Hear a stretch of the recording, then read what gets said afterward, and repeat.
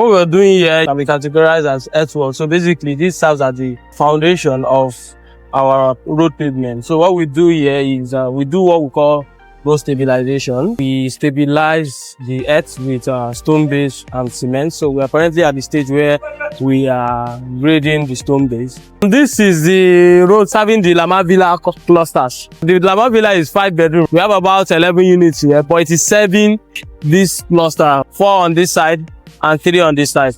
So we'll start dropping the cement now, after which we unback them, and then the grader mixes together with the stone base, and we now introduce water and ensure that it is fully compacted.